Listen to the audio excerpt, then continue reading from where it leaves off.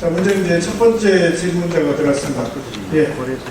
네, 저 빅토즈 성분님 서서 좀 해주시고, 네. 서서 좀 해주시면. 네. 저는 이제 대한 에이지테크 협회 이웃기 회장이라고 하는데요. 저희는 이제 액티브 시니어들 대상으로 다양한 비즈니스 모델을 만들고 있는데, 그래서 그 프로그램을 머니라는 게 굉장히 사실은 저희도 관심 영역 중에 하나인데, 그게 사실은 뭐 우리가 블록체인을 오랜 시간, 한 10년 넘게 지켜봤지만, 비임으로 연결되기까지 엄청나게 오랜 고통스러운 시간들이 많았어요. 그럼 우리 성문이 보시기에는 사실 이제 AI가 결합이 되면은 AI의 블록체인은 결국 이제 자동화 시장 경제죠. 자동화 시장 경제에서 AI가 돈이 될 것 같다는 예측은 사람들이 된 것 같아요. 프로그램 머니라는 게 그냥 결국은 이제 이걸 융합했을 때 블록체인에 대한 비즈니스 모델인 것 같은데 거기에 대한 좀 이해를 좀 더 설명해 주시면 도움이 될 것 같습니다. 그러면 아까 뭐 충분히 설명을 드렸다고는 생각이 들지만 조금 뭐 다른 측면에서 좀 설명을 드리면 사실은 그렇습니다. 아까 말씀드린 대로 우리나라 지수가 폭발적으로 그렇게 역사적인 비중을 계속 찍고 있는 이유 중에 하나가 제일 크면 사실은 이런 AI의 하락이라고 볼 수 있을 것 같은데요. 근데 미국에서도 지금 다 AI, 나스닥이나 이런 쪽에서 기술 테크 기업들이 다 주목을 받는 이유들이 지금 시점에서는 다 AI 아니겠습니까? 그러면 결국에는 이게 AI에 돈이 이제 많이 들어가고 또 투자가 많이 들어갔기 때문에 그거에 대한 쓰임, 즉 다시 그거를 돈을 회수하거나 우리 실생활에 적용이 돼서 이런 것들이 이제 활용이 돼야 쓰임이 이제 그쪽에 있을 거라고 생각이 들 수밖에 없는데요. 아까 말씀드린 대로 전통금융 입장에서 봤을 때 그러면 예를 들면 이런 거죠. CBDC랑 스테이블 코인 두 개에 대한 좀 비교를 많이 질문을 받습니다. 근데 그러면 CBDC와 스테이블 코인은 결제 수단으로서는 다른 건 전혀 없다라고 저는 생각을 하고요. 그러면 CBDC에서 말씀드린 대로 저런 예를 들면 웹3의 확장성의 생태계에서 확장성 또는 스마트 컨트랙트 기반으로 뭔가 기계 간의 머신 투 머신의 어떤 결제들이 일어나고 자율 결제가 일어나고 이런 것들이 가능할까? 이거 저는 CBDC 쪽에서는 좀 많이 어렵다라고 생각을 합니다. 민간에서 발행된 스테이블 코인의 결제 레이어, 어떤 결제 레일 위에서만 그런 것들이 현재 입장에서는 가능할 거라고 생각이 들고 또 해외에서 특히 이제 미국에서 선도하고 있기 때문에 그런 결제 레일을 빨리 만들 것이고 그건 다 스테이블 코인 결제에서 만들 거라고 생각이 들고요. 그 레일 위에 AI 에이전트들의 결제 처리들이 다 올라가지 않을까라고 생각했기 때문에 그렇게 말씀을 드렸습니다. 네, 여기까지. 예. 저기. 네, 안녕하세요. 스트레이트에서 조범현 기자라고 합니다. 밝힌 말씀 잘 들었습니다. 최경석 본부장님께 질문이 있습니다. STO 장외 시장이 종목 수 확대보다 실제 거래가 반복적으로 형성되는 구조를 갖추는 게 중요하다고 하시는 걸로 저는 이해를 했는데요. 비정형 자산으로 거래 공백을 줄이려면 가장 먼저 어떤 체계 방식이나 능동성 장치를 마련해야 된다고 생각하시는지.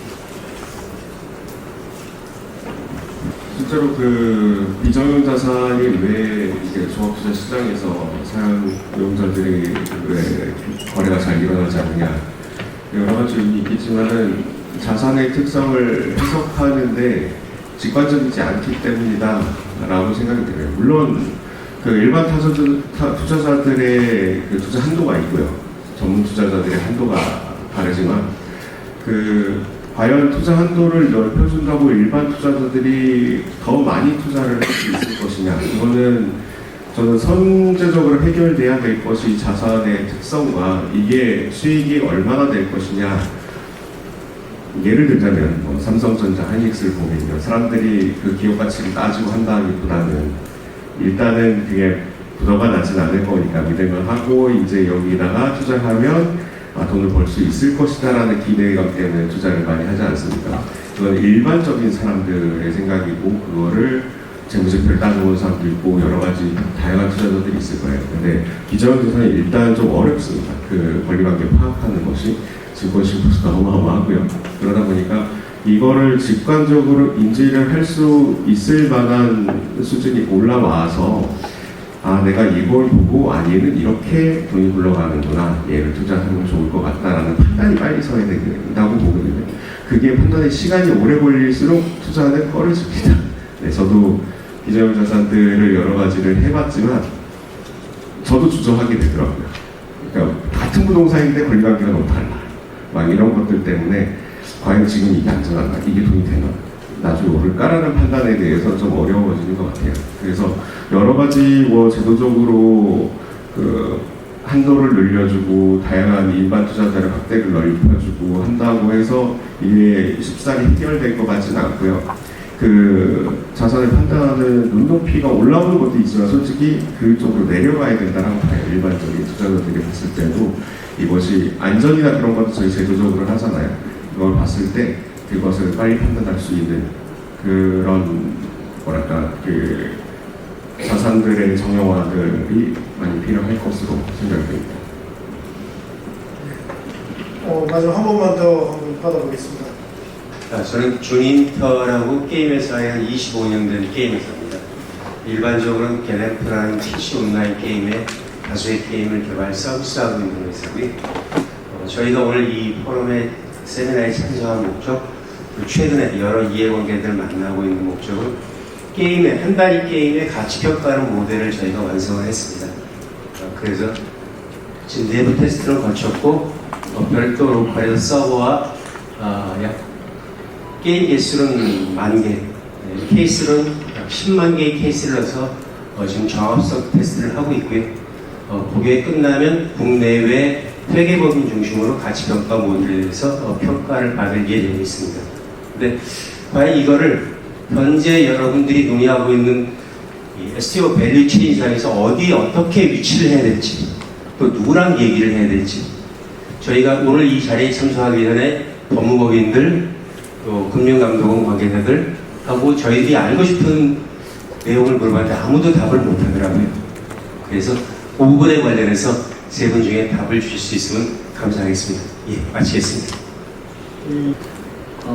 제가 발표에서 자료에서 말씀드렸듯이 게임 IP는 제일 마지막 단계에서 할 수 있는 STO라고 생각을 합니다. 근데 그 가장 큰 이유 중에 하나가 실질적인 어떤 가치평가 기술이 부족하기 때문인데 지금 그 기술을 확보하셨다고 말씀을 하셨고, 그래서 이제 그 다음 단계인 STO 쪽을 지금 하고 싶다라고 말씀을 하시는 것 같습니다. 저는 이제 업계 경험이 없기 때문에 그냥 일단 어느 단계의 STO를 할 것인가를 결정하셔야 될 것 같습니다. 일단은 상품이 나오고 나서의 가치평가가 되고 나서, 그리고 나서 이제 어떤 그 게임 기반으로 자금 조달을 해서 뭔가를 할 것인지, 아니면 게임을 만드는 단계에서 자금 조달 목적으로 STO를 할 것인지. 근데 보시면 STO라고 하는 건 증권이기 때문에 그냥 초창기에 아무것도 없는 상태에서 이건 이런 게임을 할 거야 해서 가치평가가 얼마 나왔고, 그래서 그게 이제 증권화되는 것은 상당히 어렵습니다. 그러니까 어떤 우리가 주식도 지금 상장되는 거 보면 우리가 보통 히스토리컬 레코드가 있고 그걸 기반으로 상장이 되는 거지, 아무것도 없는 운영실적도 없는데 그거를 당장 STO 증권화되는 건 상당히 어렵거든요. 그래서 상품이 만들어지고 어느 정도 운영이 되고 나서 STO가 되는 그런 단계가 사실은 많습니다. 그렇기 때문에 이게 이제 어느 단계 STO를 할 것이냐, 일단은 그걸부터 판단을 하셔야 될 것 같고, 지금 그 게임 타겟별 자체가 어떻게 보면 이게 사실 종류도 되게 다양하잖아요. RPG도 있을 것이고 다양한 게 있을 텐데, 그런 게임 유형에 따라서도 사실 가치평가가 되게 달라질 수밖에 없는데, 사실 그 가치평가의 신뢰도를 어떻게 높일 수 있는지 사실 그것도 잘 궁금한 부분이기도 하고 그렇습니다. 그래서 지금 아무래도 게임 산업협회 쪽하고도 사실 좀 논의를 해야 되는 부분이 있다고 생각을 하는데, 사실 게임을 블록체인 기반으로 해서 저희가 몇 번 했었지만 다 게임 산업협회에서는 저작권이 아니라 그 등급을 안 줬잖아요. 약간 사행성 위험 때문에. 근데 그런 부분하고도 또 관련이 있기 때문에 지금 어떤 거를 어디하고 논의해서 당장 어떻게 된다? 사실 되게 좀 바로 명령 안 이렇게 되기는 좀 쉽지 않은 그런 모델이 아닌가라는 생각이 듭니다.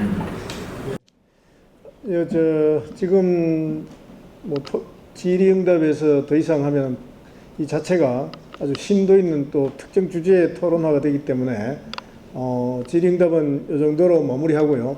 추가로 하실 부분은 이제 개별적으로 한번 또 질의응답을 하신 것도 아마 도움이 되실 것 같습니다. 아마도 이런 내용들이 복잡하게 된 것은 우리가 토큰 증권이라고 하는 시장 자체가 또 산업화되고 제도화되는 법제화되는 과정에서 다양한 분야로 확산될 수 있는 부분이 지금 이제 막 시작 중이라는, 그리고 외연도 굉장히 넓어질 수 있다는 하나의 가능성을 아마 함의하고 있는 것 같습니다. 그래서 우리가 차분하게 하나씩 우리 전부 다 같이 모여서 좀 더 발전적인 그런 논의들이 지금부터 이제 하나씩 할 필요가 있다는 생각을 다시 한번 하고요. 오늘 이 세 주제로 발표해 주시고 또 나름대로 답변도 충실해 주신 우리 세 분께 다시 한번 박수를 한번 부탁드립니다. 예, 수고하셨습니다. 이어서 이제 오늘 종합 토론으로 7분의 토론자를 모시고 우리 협회 우리 김기웅 회장께서 자장으로서 지금부터는 이제 주관을 하도록 하겠습니다. 7분 앞으로 모시겠습니다. 정중락 KDX 대표님, 김한성 포스콤 디지털 자산 사업부 부사장님, 김진택 한국예탁결제원 청산결제부장님, 김지원 KB증권 리서치본부 크립토 리서치 팀장님, 김현만 포스인사이트 전략 컨설팅 실장님, 이중섭 서울대 교수님, 유두현 한국증권금융부사장님, 이렇게 7분을 모시겠습니다. 그리고 지금부터 이 마이크는 진행은 우리 김기웅 협회장님께 넘기겠습니다.